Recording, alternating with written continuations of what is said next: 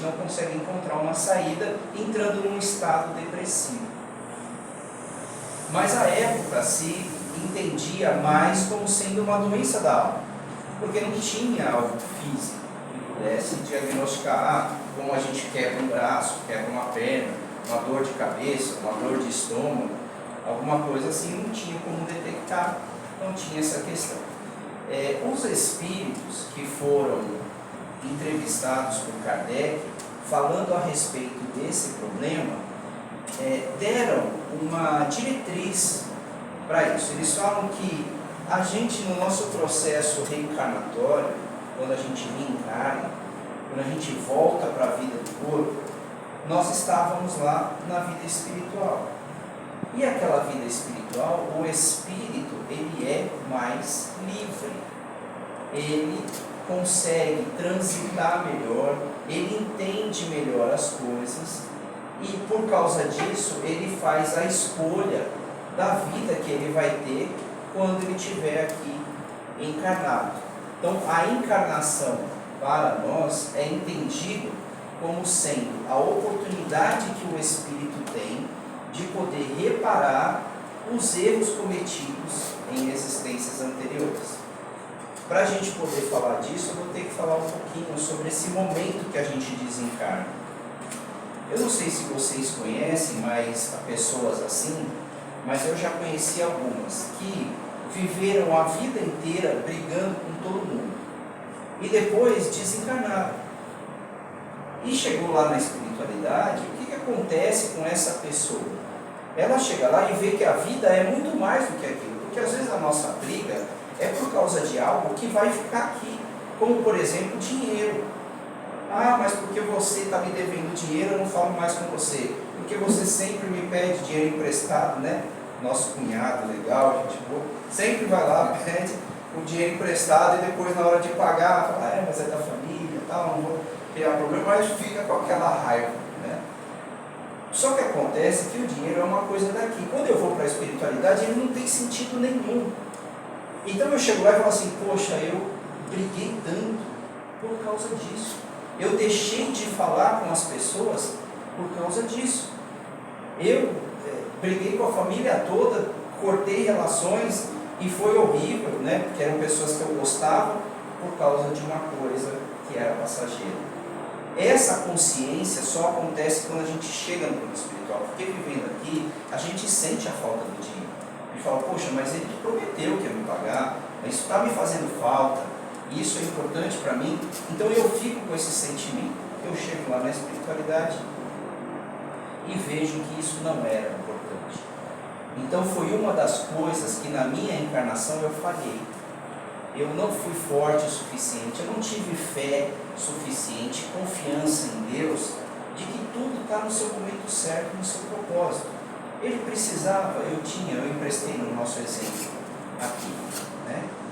E pronto, era isso. Eu precisava ter, apesar de, não que eu fosse assim, falar, poxa, você pode um dia me pagar, mas um dia quando você puder. Não precisa ser agora, em troco disso eu não vou cortar a amizade com você, não vou ficar com ódio de você por causa disso.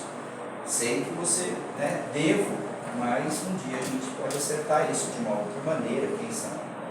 Mas não ter cortado a relação e ter criado esse clima que acabou indo comigo para a espiritualidade, essa raiva, esse ódio. E a outra pessoa também, por sua parte. Nesse sentido é que se criam os vínculos que geram processos obsessivos, por exemplo. Porque vamos dizer que foi para a espiritualidade e essa pessoa também ficou com raiva, eu também fiquei com raiva, e na próxima oportunidade que tiver eu vou me vingar, porque ele fez isso comigo. A gente não sabe até que ponto vai a raiva de uma pessoa. E ela acaba levando isso para a espiritualidade. Chegando lá, eu vou ter que ter os meios de poder resolver isso, porque a nossa existência tem um propósito. A nossa existência é a gente avançar nesse, aprender a amar ao próximo como a si mesmo, aprender a amar os nossos inimigos, aprender a amar a toda a humanidade como uma grande família universal que nós somos. Todos nós somos criados do mesmo Pai. Não tem melhores, não tem piores. não tem beneficiados, não tem privilegiados e não tem injustiçados e desprivilegiados. Todos nós fomos criados da mesma maneira, estamos todos juntos numa grande embarcação, trilhando a nossa vida, rumo à nossa evolução. Estamos evoluindo, estamos aprendendo isso. E o que a gente veio aprender é aprender a amar, como nós vamos ver no final. Mas aí eu começo a fazer o meu projeto de reencarnação. No meu projeto de reencarnação, eu vi o quanto eu falhei, quantas coisas aconteceram e que eu falhei nesse processo. Eu preciso agora de uma encarnação onde eu tenha a oportunidade de reparar. Mas vamos lá, se eu vou reparar os erros que eu tive, será que vai ser fácil? Será que as condições vão ser todas favoráveis? Será que aqueles com quem eu quero me reconciliar, eles também querem reconciliar comigo? Provavelmente não. Eu vou encontrar algumas dificuldades no meio desse caminho, e essas dificuldades são os sofrimentos que a gente hoje entende como sendo sofrimentos. Agora que nós estamos aqui encarnados, esses sofrimentos, eles se abatem sobre nós de uma maneira muito mais intensa do que quando eu estava lá planejando para chegar aqui e resolver o que eu tinha que resolver. E muitas vezes esse momento do sofrimento, principalmente quando a gente olha para a nossa vida e fala assim, poxa, isso aqui parece que não tem solução. Essa pessoa da minha família é uma pessoa difícil demais, não estou conseguindo compreender. É uma pessoa que está sempre revoltada, que está sempre de mal com a vida, ou que acabou indo para alguma dependência química, sofre algum processo obsessivo difícil, e eu estou aqui tentando ajudar e tudo, mas eu não consigo, e começo a sofrer muito. E quando eu entendo que isso não tem solução, ou em algum momento que eu pensei, eu falo, não, mas isso aqui não tem saída, vai ser sempre assim. De duas uma, ou eu vou fugir, ou eu vou deprimir. E esse é o estado de depressão, de monocultura. Esse é o estado, é o momento que eu me dou conta de que eu estou preso no corpo agora. Eu não tenho mais a liberdade que o espírito tinha antes. Eu como espírito, desencarnado. Eu estou preso nesse corpo. Eu estou preso nessa situação difícil e eu vou ter que passar por ela. Mas isso me dá um desânimo. Isso me dá um certo desgosto. E aí nós temos formas de nós passarmos por isso. Então, por exemplo, o primeiro ponto é a noção de que quando eu estou vivendo um processo obsessivo, um processo depressivo, a minha visão do mundo, ela é diferente das demais. Tem uma colega que trabalha comigo numa outra casa, um trabalho voluntário, e ela passou por um problema sério com a mãe dela, de saúde. Mas antes da mãe dela ter o problema, ela estava num processo depressivo porque ela achava que a vida dela não tinha nenhum sentido. Ela não tinha nada que ela pudesse fazer que melhorasse a situação dela. Então, o que ela, sofrendo um processo de depressão, foi fazer terapia, foi tomar medicação e tudo mais, e tudo na vida dela estava bom. De repente, a mãe dela teve um derrame, ficou na cama, impossibilitada de se locomover, e então ela não tinha mais vida. Ela tinha que cuidar da mãe todo dia, trocar, dar banho, dar remédio, levar ao médico. Por quê? Porque a mãe dela ficou na cama. E era a obrigação dela cuidar, morava junto com ela. E ela foi cuidar. Gente, vocês acreditam que a depressão passou? O problema da depressão é que eu começo a olhar os meus problemas e vendo como eles são grandes, enormes, impossíveis de resolver. Mas de repente eu vejo uma situação onde é muito pior do que a minha, e eu preciso agir, eu preciso trabalhar, eu preciso ajudar, porque agora me apareceu e eu vou ter que ir. A depressão dela acabou, ela se fortaleceu, fez o que tinha que fazer, cuidou da mãe por 4 anos seguidos, na situação acamada, dentro de casa, com todos esses cuidados, teve a oportunidade de conhecer alguém que hoje é o seu marido, que ela não tinha mais esperanças de ter um companheiro na vida, ela tinha se divorciado há muitos anos, mas essa pessoa aparece como que, né, ofertada por Deus, assim, olha, tem alguém que vai te ajudar, que ajudou ela em todo esse processo, e saiu dessa depressão. Ou seja, os Espíritos falam para a gente, tenha atenção quando a gente começa a entrar no processo depressivo, porque eu estou começando a achar que o meu problema é o maior do mundo. E eu estou entrando num processo egocêntrico, que eu só estou olhando para mim, e eu não estou vendo o sofrimento de quem está aqui do meu lado, que pode estar muito pior do que eu, e talvez a minha ajuda possa fazer com que eu saia da depressão e eu ajude essa pessoa que está precisando de um apoio agora. E então vem aquela máxima que nós temos no Espiritismo: fora da caridade não há salvação. No Espiritismo, o que é a salvação? Se nós somos espíritos e nós estamos evoluindo no nosso processo de aprender a amar, porque cada vez que a gente aprende mais a amar, eu sou mais feliz na condição mais pura e sincera da palavra, então o estado de salvação é a nossa felicidade. Salvação para nós não é chegar no céu, sentar numa nuvem e ficar lá apreciando a beleza da natureza. Salvação para o Espiritismo é a compreensão da felicidade total desse espírito, a noção que ele tem de quem ele é e de qual é o seu papel no mundo. A partir de então, ele chega nesse estado evolutivo, ele não para mais de trabalhar, porque ele entende que é o trabalho que faz com que ele se sinta feliz, se sinta útil, que ele aprenda a amar. Então, não se para mais de trabalhar. Ou seja, quando eu chego nesse estado evolutivo, que é o nosso processo, eu vou começar a trabalhar mais e mais, cada vez mais, ajudando aqueles que estão vindo comigo. Essa é a minha salvação. E essa salvação vem por onde? Pela caridade. A caridade, se a gente pudesse definir para ficar claro, a gente fala assim, poxa, mas eu ajudo, né? Eu pego uma parte do meu dinheiro, eu dou para quem precisa. Eu tenho as minhas roupas que eu não uso, eu também dou para quem precisa. Essa é uma caridade. Essa é uma caridade, uma forma de caridade. Ela é a caridade material, onde eu estou dando bens materiais para quem não tem bens materiais. Mas a caridade maior, como por exemplo, dessa colega que trabalha e que cuidou da mãe, a mãe não adiantava dinheiro para a mãe. Ela precisava do cuidado de quem estivesse ali. Precisava do tempo, da mão de obra, dos braços dela, para poder cuidar, para poder trabalhar. Ou seja, existe uma outra caridade, um outro tipo de caridade que a gente faz, que não necessariamente é dinheiro, mas ela é muito mais forte e eficiente na hora que está trazendo a felicidade para mim.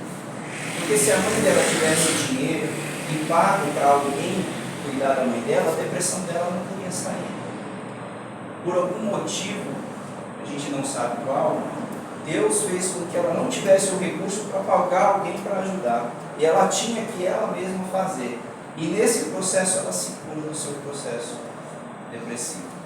Olha como que a espiritualidade atua para que a gente busque sempre o caminho da felicidade. Mas a gente não pode ser inocente no sentido de achar que foi fácil para ela. Imagine uma pessoa dependendo de você para tudo, 24 horas por dia. Você não tem como sair, você não tem mais como viajar durante 4 anos após tudo isso. Não tem como deixar ela com ninguém se você não tiver alguém que você possa pagar para ficar cuidando dela. Você tem que cuidar. Então não foi fácil. Quando ela estava passando por isso, ela se curou da depressão, mas ela teve muitos problemas para aceitar aquilo que ela tinha que fazer. E esse é o nosso maior desafio.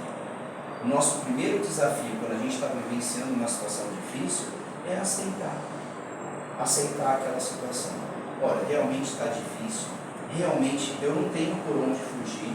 No exemplo, ela não tinha. talvez se tivesse, a gente não sabe, mas ela assumiu.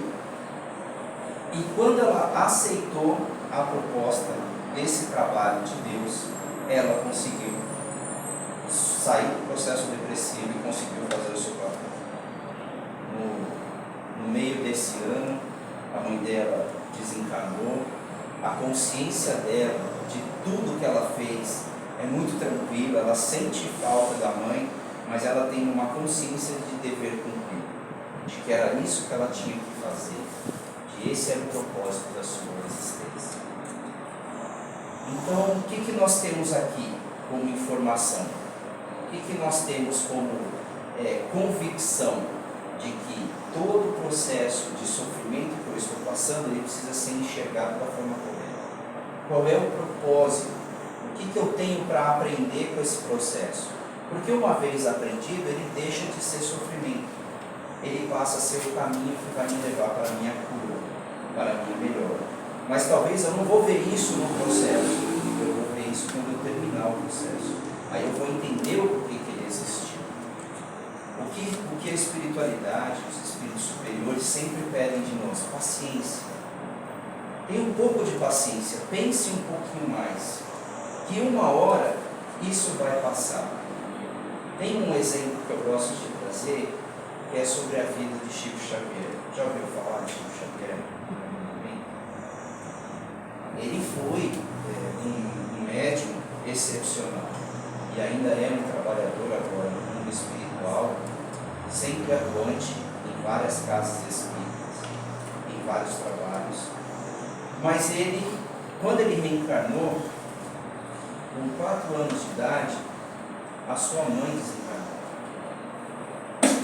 E para ele foi um processo sofrido, porque o pai tinha muitos filhos, se não me engano, 12, 13 filhos. E ele era um caixeiro viajante na época, ele era um vendedor. Ele saía com um monte de objetos para vender e ele ia viajar nas cidades ali em volta.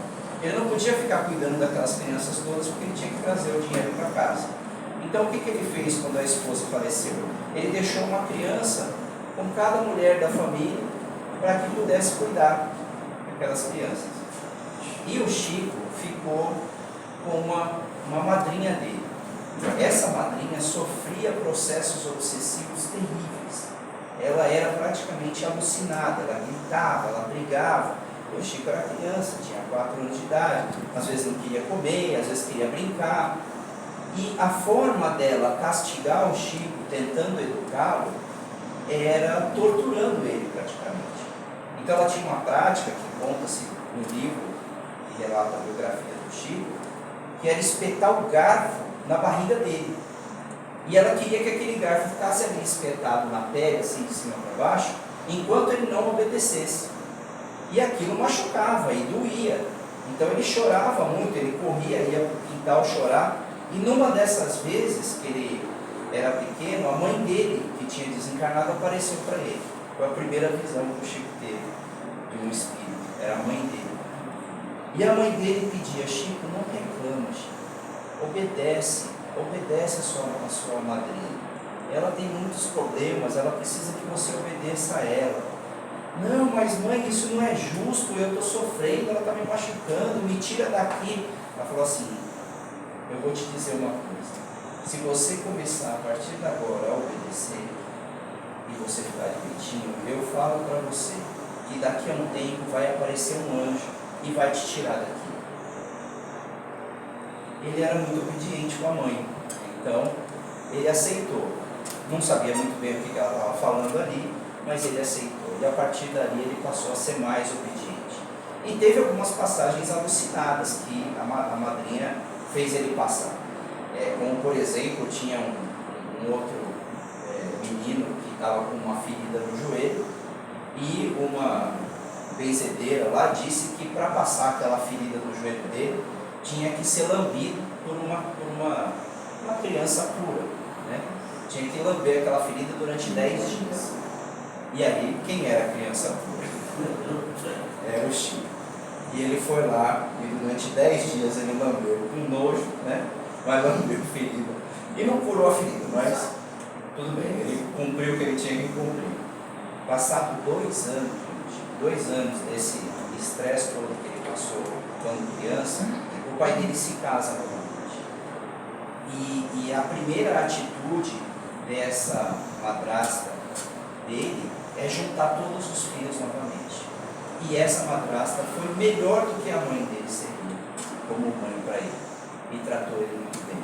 E a partir dali foi a primeira aprovação do Chico, entendendo que aquele processo de melhora acabou atraindo a solução para ele. E a mãe, como uma mentora, né, uma pessoa que amava, fala para ele: olha, passa por isso, porque vai passar, e daqui a pouco você vai receber um anjo que vai cuidar de você. Eu uso muito isso para a minha vida e em todos os exemplos. A gente está passando ali a maior das dificuldades, mas vamos passar, vamos ter fé, porque vai passar. E daqui a pouco virá um anjo que também vai nos ajudar e vai tirar dessa situação difícil que a gente está. Essa é a promessa do Espiritismo. O que nesse processo a gente precisa estar atento? Que tem coisas que se a gente tem esses sofrimentos, que são sofrimentos naturais desse nosso processo evolutivo, por causa das consequências dos atos que nós fizemos em outras existências, a nossa necessidade de reparação com aquelas pessoas que nós tivemos os desafetos do passado, que vêm nos cobrar, que vêm buscar reparação, que a gente vai ter que passar. Agora, existem coisas que a gente acaba vendo por aí que geram uma certa dúvida. Então, na época que Kardec estava escrevendo o livro, era uma época em que a Igreja Católica dominava, né? E tinha-se muitos rituais ou pensamento de como que a Igreja educava naquela época. Vocês já ouviram falar de ajoelhar no milho? Era uma prática, né? Aqueles meninos atentados, né? Que falavam assim: não, então você vai ficar lá, vai rezar 10 Pai Nosso, 10 Ave Maria ajoelhado no milho. Já pensou o que é aquilo? Aquela dor, né? Então tinham essas práticas de sofrimento, como se o sofrimento fosse uma forma da gente purificar o nosso corpo. E existiam práticas que os próprios religiosos faziam, de se chicotearem e coisas assim, né? Quem estudou e conhece um pouquinho a história da igreja vai ver que tinha essas práticas, de que por meio do sofrimento do corpo eu purificaria a minha alma. E os espíritos, Kardec até perguntou: mas isso faz sentido? Eu trazer mais sofrimento para o meu corpo?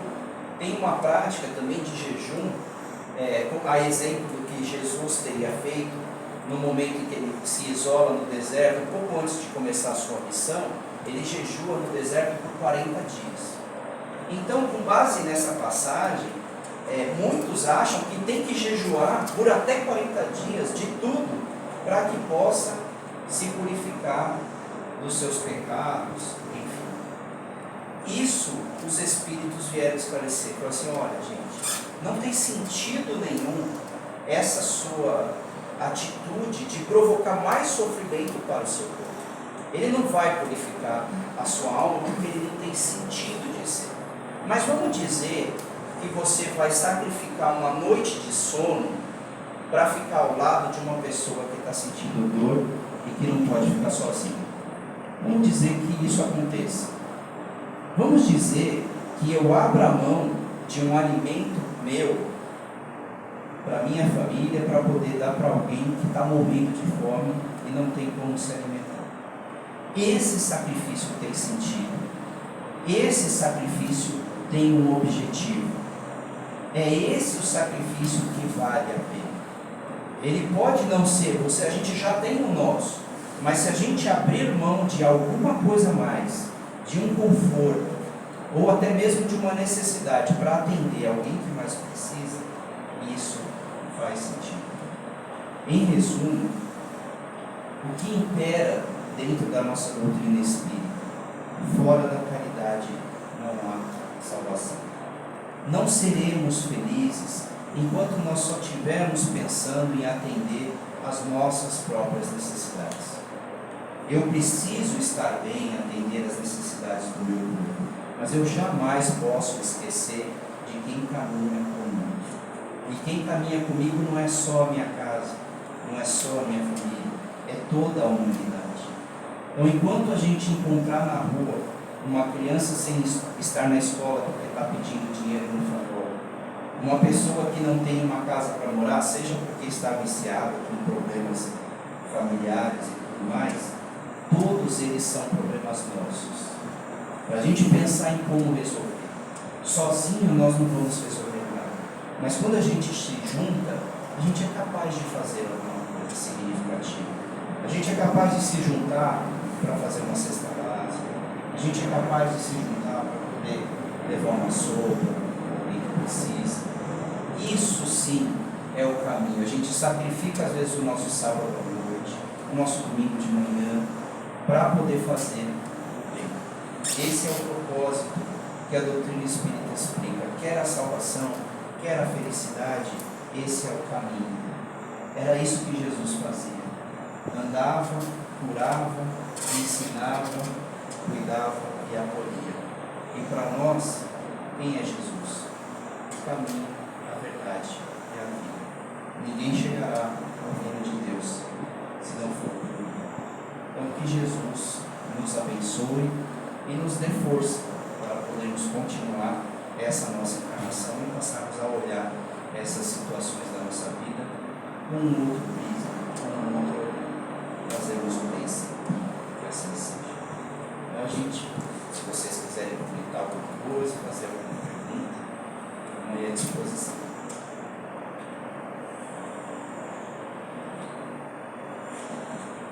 Você falou sobre o silício, né?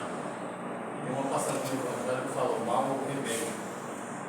A gente às vezes não consegue distinguir uma coisa da outra.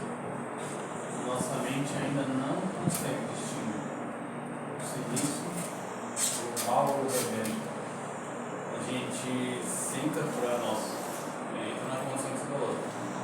Eu sofro. Parece que a gente atrai, parece que você é privilegiado por sofrer. E a gente encontra pessoas que a gente conhece, ele fala, mas eu também estou com dor na perna. Eu vou, minha avó está com dor ali, o negócio vai subir. Daqui a pouco você vê que o outro está cheio de problema e você não tem. Porque parece uma competição. O outro não fala assim, não, meu primo melhorou da saúde dele. Parece uma competição, quem está mais doente, quem está com mais problema. É verdade. Quanto mais tem pessoas que a gente encontra, né? Vai falar assim, putz, como é que tá? Fala assim, nossa, tá terrível, né? Você não sabe. Semana passada, não sei o que, fui mandado embora. Falei, você não sabe eu. E agora descobri aqui que estou com uma doença, não sei o que. É um tal de contar as desgraças, né? Que é o lado contrário, né? São pessoas que excessivamente gostam de se martirizar, né? De aumentar o tamanho do sofrimento. Eu não sei, pode ser um processo talvez de tentar piedade, né? De buscar que os outros tenham pena dela. Mas olha como eu estou sofrendo, olha como eu sou uma pessoa que não teve nenhuma oportunidade, olha como eu sou um coitado, né? E aí tentar trazer alguma dó, alguma compaixão por parte. Realmente é digno de compaixão, porque isso não vai sanar. Isso não vai sanar. Esse é um comportamento do espírito que está sempre se colocando nessa posição, e o problema dele se colocar nessa posição é que ele não vai em busca do que precisa ser feito. Porque olha o que nós falamos aqui, todo mundo está sofrendo em algum ponto, porque a gente está nesse planeta que traz isso, né? A gente, estudando o Espiritismo, a gente sabe que a gente está num planeta de provas e expiações. Então é um momento onde as consequências dos nossos atos vêm à tona. Tudo que a gente fez nas vidas anteriores, pensando na gente, as guerras que a gente produziu, as pessoas que a gente batalhou, o egoísmo que a gente teve, que acabou passando por cima de um e de outro. Então tudo isso está vindo agora nesse processo, nesse mundo, nessa existência. Por isso que é um mundo difícil. Não vai ser fácil. Mas qual é a proposta que o Espiritismo faz? A caridade. Essa pessoa que está sempre buscando, falando que sofre, o que ela está querendo? Que os outros tenham piedade dela, mas ela não está enxergando o quanto que ela pode fazer para alguém que mais precisa do que ela. Então o sofrimento dela é o maior de todos, então eu preciso que me ajudem, que tenham piedade de mim. Mas eu não vou sair do meu lugar de sofrimento para ajudar ninguém, porque afinal de contas eu sou o mais coitado dos coitados. Olha como essa atitude parece uma atitude humilde, mas não é. É uma atitude de quem está só esperando receber e não quer fazer nada para ninguém. E a gente vai ver, essa pessoa enxerga, essa pessoa tem as suas pernas boas, tem os seus braços bons, poderia ajudar alguém, poderia ler o livro para alguém que está acamado, que não tem quem leia. Ou seja, sempre tem algo que eu poderia fazer. Sempre tem algo que eu poderia fazer para alguém que está precisando. Mas essa postura ela é cômoda. Se eu sou vítima da situação, tudo acontece comigo, então eu também não preciso fazer nada para ninguém. E aí eu não vou buscar aquilo que vai me curar, que é o trabalho, que é a caridade. É interessante mesmo a gente refletir. Você falou em depressão, vai entender que são as pessoas, assim, no caso da sua amiga, né? Pessoas assim, mais velhas, né? Mas a depressão hoje está muito no jovem. No jovem. Então, e aí a gente, eu aqui estou pensando o seguinte, Até criança. tá faltando o que esse jovem? Com a mão na massa. Pôr a mão na massa. Vamos pensar como que a gente, de uma forma geral, como é que nós estamos criando esses jovens. Mas a minha geração, uma geração menor, eu tenho 48 anos, mas imagina uma geração hoje de 20 e pouco, 30 anos, o que eles estão fazendo? Parece que aquela máxima, assim, eu não quero que meu filho passe o que eu passei, só que aquilo que eu passei foi quem me tornou a pessoa que eu sou. Então parece que existe um movimento de superproteção para a criança, para o jovem, hoje, de que ele não pode passar por nada. E quando ele passa, parece que o mundo vai acabar. Começa a gritar, começa a fazer escândalo, porque não teve aquilo que ele queria ter. Até que ponto a gente vai permitir, ou talvez para que a criança não chore, porque talvez eu estou cheio do meu trabalho, eu não queria ter que me preocupar com isso, eu também dou, falo, tá bom, toma. O que a nossa mãe fazia antigamente? Hoje é mais fácil, né? Pode chorar, não vai ter e pronto. Não é não. Hoje não, é tudo. Não, mas por que não? Você precisa me explicar. Não precisa te explicar nada, é não. Né? Então assim, é lógico que ele vai reagir, mas ele vai reagir a primeira, ele vai reagir a segunda, a terceira, ele já não vai reagir mais. Ele vai entender que o não é não. Né? E essa sensação de que ele pode ter tudo e que ele pode fazer tudo, no primeiro obstáculo é depressão. Porque o não também é amor. Não também é amor.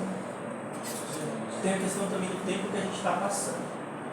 Acho que as incertezas são muito mais evidentes, né? Principalmente com um jovem ser inserido no mercado de trabalho. Acho que quando ele começa a ser inserido na sociedade, começa a entender o papel que ele vai atuar, começa a vir os porquês e os nãos. E por fato de ter essa combatividade, talvez não entender o tempo das coisas, o tempo do desenvolvimento dele, a cabeça começa a formular várias coisas. E aí quando vira para o eu, qual é a solução? Meu pai não me deu, enfim, tem vários motivos, né? Então talvez essa falta dessa base social, estrutural dentro de casa, né? Essa base psicológica, essa formação inicial, da sociedade, que é uma extensão também da nossa casa como um todo, e essa sensação maior da incerteza da vida, porque ela sempre existiu, e que hoje está mais caro. Mas nada te garantia que você ia ficar no trabalho 100%. Antes, você ia no mercado, você sabia bem o papel que você ia exercer. Era mais sólido assim. Era mais sólido, né? Você falava assim, bom, eu vou buscar uma qualificação, vou trabalhar numa empresa boa, e eu vou ficar nessa empresa por um tempo, e aí eu vou me aposentar e tudo mais. Hoje, a aposentadoria é uma incerteza, os trabalhos são voláteis, porque hoje você tem uma profissão que amanhã ela não existe mais. Então ele fala assim, poxa, mas tudo bem. Por exemplo, vou falar de uma profissão que é terrível de falar, mas por exemplo, o advogado está acabando. no processo, né? Nós A hoje parte do processo, sim. a parte do processo, porque assim, qual vai ser o trabalho dele se hoje qualquer um de nós entra lá numa inteligência artificial, processo não sei o que lá, te sai toda a jurisprudência e tudo, você já sai com tudo pronto para fazer a sua defesa. Então, aquele profissional que antes era o doutor, né, que tinha sua relevância, sua importância, porque estudava para aquilo e tinha que pesquisar para fazer uma defesa, hoje você tem uma defesa pronta no ChatGPT. Né? E isso vai se aprimorar, vai se aprimorar. Diagnóstico médico. Você vai imputar lá o resultado dos exames numa inteligência artificial, ele já vai sair com todos os diagnósticos e o tratamento. Muito mais rápido do que o médico. Então, são profissões que, se não houver uma reflexão, ela vai acabar. De como que vai ser a melhor forma. A gente nunca vai tirar o aspecto humano, né, de você ter uma pessoa te atendendo. Mas em que nível isso vai ser? O que antes era tão... Né, hoje já não é mais tanto, porque o diagnóstico ele pode tirar lançando o resultado dos exames no computador e você já tem lá uma série de diagnósticos possíveis e como é que vai ser o tratamento. Ou seja, é uma incerteza que gera uma certa ansiedade no jovem hoje. As crianças pandêmicas nascendo aí, sem o contato social escolar, né? Acho que o fato de brincar na rua, se conectar também com as pessoas, essas vivências tão mais escassas nas novas gerações, eu acho que tudo isso reflete, né, e contribui para esse lugar de isolamento do eu e o mundo virtual. Então, eu acho que assim, a gente precisa daqui para frente trabalhar com esse jovem nesse mundo incerto. Então, não deixar ele, tentar fechar ele num casulo e falar assim, olha, você vai ser isso, isso, isso, ou você vai ficar aqui e nada vai te acontecer. Mas olha, o mundo é esse, mas eu estou com você.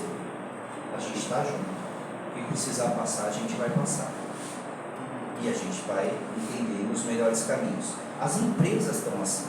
Hoje existe uma proposta para que as empresas cuidem dos funcionários. Quando que a gente viu isso? Há 10 anos atrás. Em contrapartida, por que as empresas tiveram que criar essa iniciativa? Porque hoje não tem mais delimitação de vida pessoal e trabalho. Antes você sai do seu trabalho, sai para sua casa. Acabou o trabalho. Acabou. Não, agora não. É WhatsApp, é Teams, é não sei o quê. Se você não entender o lado humano, Se tem uma você não pessoa colocar ali. limite, esquece. E aí dá o quê? Dá o estresse, dá o burnout. Isso. Por isso que eles Aí tiveram as que criar pessoas essa se afastam iniciativa. e ficam sem o trabalhador. Então tem, por exemplo, a Coca-Cola, a AstraZeneca, que são empresas que eu conheço, que conheço pessoas que trabalham lá, tem uma diretoria de felicidade. Está pensando em soluções para que esses funcionários tenham esse limite na vida, tenham situações prazerosas também, e aquele outro formato da empresa mais antigo vai acabar. Então a gente vai precisar de uma mudança por causa de tudo isso que a gente vive. É uma incerteza constante, as empresas estão sentindo isso e nós somos pessoas produzindo nesse processo. Ou a gente vai ter uma mudança ou todo mundo vai ficar doente. Não é à toa que a gente tem tantos e tantos casos de ansiedade grave, de depressão grave. Isso que eu ia falar, né? A gente está vivendo aí muito, eu inclusive estava com crise de ansiedade, né? E é uma ansiedade que te consome, que você começa a ter pressão sobe, essas coisas que vão acontecendo. Aí você estava colocando a questão da doutrina espírita como, né, não usar um reforço, um apoio, né, para que você possa. E o que você sugere? A leitura do Evangelho, acho que diária, que vai introduzindo esses ensinamentos dentro da gente? Como é? Você sabe o que eu passei a fazer depois de quase 20 anos de doutrina espírita? Oração e prece. Isso a gente faz. Então, mas quando que a gente para no nosso dia, desde a hora que você acorda, para falar, não, peraí, agora eu vou fazer a prece. A prece, agora é a prece, não me fala mais nada, não estou preocupado com o horário, vou acordar mais cedo, não sei o que, vou fazer a prece. Então eu tenho feito, no último ano para cá, eu tenho um livrinho, Dias Melhores, lá do irmão José, do Azé, eu acordo, eu não faço nada antes de ir lá pegar esse livrinho, abrir, fazer a prece. Gente, lei de adoração. A gente precisa dessa conexão antes de começar qualquer coisa na nossa vida. Aí eu faço aquela leitura, faço uma reflexão, faço um Pai Nosso, faço uma Ave Maria, e então eu vou pensar no que eu vou fazer no meu dia. E quando eu estou no meio do trabalho, o momento que eu tenho, eu paro, me retiro, eu não queria falar, mas eu vou para o banheiro, porque lá eu também preciso dessa oração no meio do dia, e eu também preciso dessa oração no final da noite, antes de eu me deitar, não quando eu vou deitar, porque senão é Pai Nosso, e aí eu vou embora. Já dorme, né? A gente já dorme, então precisa ter a prece, a gente precisa ter a prece, primeiro isso, e o foco no nosso trabalho, né? no trabalho que a gente faz, tendo esses limites, né? Para que a gente não se exceda e ter um burnout, a gente precisa ter o nosso horário de trabalho, onde a gente produz, e a gente também tem uma dedicação ao nosso trabalho voluntário, ao trabalho que a gente faz como médico. Então, por exemplo, eu sou médico na casa, eu não posso chegar aqui atribulado, sair, sentar e começar a fazer o trabalho médico. Eu preciso de um tempo até começar esse trabalho, fazer o meu preparo, me conectar com os mentores espirituais e aí fazer o trabalho. E depois ter um encerramento desse trabalho. Eu não posso tratar trabalhos espirituais, trabalhos de caridade. Eu lembro que eu fazia um trabalho com o pessoal em situação de rua aos sábados à noite. Eu fiz esse trabalho durante 6 anos antes da minha neta nascer. E eu e minha esposa, a gente ia para a rua, e aí o que acontecia? A gente fazia a comida, assim, esquentava a comida e a comida servia quentinha, não em marmitex, mas num pratinho. A gente abria a mesa, sentava junto com o pessoal, criava um vínculo, porque o objetivo era que eles se sentissem também cidadãos, e não aquela invisível, né? A gente sentava com eles, sabia coisas da família, conversava e tudo mais. Só que tinha, gente, eu chegava, o rapaz aí falava assim, pô, mas arroz com carne moída de novo? Pô, mas esse negócio está sem sal, cara. Gente, se você não se prepara para um trabalho desse, o que você vai fazer? Você vai falar, meu, eu não preciso estar preparado também até para um trabalho assim. Então, esse preparo sempre, a gente sempre precisa estar preparado da manhã quando eu acordo, preparado para as atividades na casa espírita, preparado para eu deitar, preparado para o meu trabalho, né? E quando eu falo preparado é isso, é essa conexão. Eu tenho a conexão com esses mentores espirituais para depois me entrar na atividade. Para as mães eu acho que é mais difícil. As mães de criança pequena vão ser, né, 24 horas ali, 24/7. Eu te falo isso porque assim, a gente tem a vivência na prática mediúnica e tal. E agora eu me vejo na necessidade do estudo, buscar lá os estudos, né? Não que a gente não faça, mas mais assim, com mais afinamento, né? E aí, voltar lá no Evangelho, pegar ele desde o começo, estudar e começar, né? Voltar, porque a gente tem a prática, mas você colocou bem, às vezes, antes de fazer isso tem que ter um bom preparo, uma boa conexão para mim. Não adianta, se eu pegar o texto para ler sem me preparar, é como se não fosse nada. Eu vou ler e não vai surtir efeito. Não vai surtir efeito. Vai reter, né? Não vai reter. E a gente também, quando está ali e não se prepara, a gente está lendo, mesmo alto ou baixo, daqui a um pouquinho você percebe que a sua mente né? Boa. Aí você tem que voltar outra vez. Então é um cuidado que a gente tem. Assistindo a série, né, esses dias um vídeo, né? E ele falou assim, gente, o livro do André Luiz, por exemplo, é difícil. É frase por frase que você tem que ler, parar, pensar o que essa frase está dizendo. Não é ler um capítulo para depois interpretar, não, é frase por frase. Imagina o Evangelho como Espiritismo. Não sabe o que eu falo? Porque muitas das vezes a gente tem a explicação teórica para falar para as pessoas, orienta, tal. Mas emocionalmente não acompanha o seu racional. E aí a pessoa fala assim, você não é espírita? Aí você começa a dizer, peraí, eu estou agindo como se eu não fosse um espírita, né? Como se não tivesse esses ensinamentos. E aí fica aquele conflito, a mente puxa para um lado e o sentimento para o outro. Então aí eu fico pensando, como é que a gente produz isso dentro do interior? Então, você vai começar a refletir isso. Na hora que eu estou estudando, o que essa lição, esse livro, Fonte Viva, é maravilhoso. Mas, assim, o que essa lição está falando para mim? O que eu preciso mudar no meu comportamento? Porque eu leio a lição, eu vou ler uma aqui, emociona, você fala, é lindo, mas o que isso mexe comigo? Eu preciso pegar uma lição, pegar um texto e trazer para mim. Porque eu não vou conseguir passar, sinceramente, uma coisa. Eu comecei a notar e prestar atenção nas minhas palestras se o que eu estou falando aqui eu vivo. Porque se eu não vivo o que eu estou falando, quando eu falo para vocês, vocês vão perceber que eu estou aqui repetindo o que está no livro. E tem muitas vezes que a gente faz palestra assim. Então, se eu não entender que aquele texto, assim, para eu pegar hoje, para fazer a de hoje, eu peguei, anotei, rabisquei, li, pensei nas histórias, em qual história que eu vou trazer para poder fazer a analogia. Eu estou tentando viver isso aqui, para eu poder trazer, porque senão vai ser uma leitura. Olha, gente, a melancolia é isso, os espíritos falam isso, e ponto. Agora eu estou tentando viver o que na minha vida isso aqui mudou. A partir do momento que eu entendi o processo da depressão, aí, lógico, difícil alguém hoje que não tenha passado por um processo de depressão. Eu passei, eu fiquei 6 meses, né, em 2004 para 2005, 6 meses no quarto fechado. Um monte de coisas que aconteceram na minha vida, que eu não via sair, e fiquei lá. Quando foi que eu saí do quarto? Quando eu comecei a trabalhar.